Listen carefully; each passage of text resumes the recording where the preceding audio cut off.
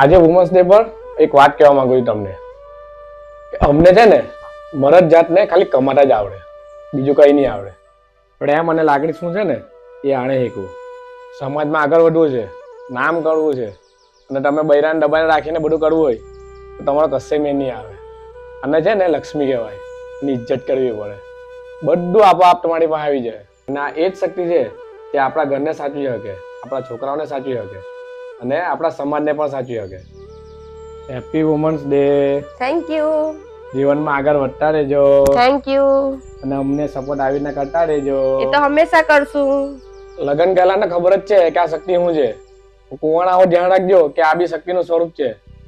જો નજર ઉઠાવીને જોઈ ને તો એને શક્તિ બતાવી દે.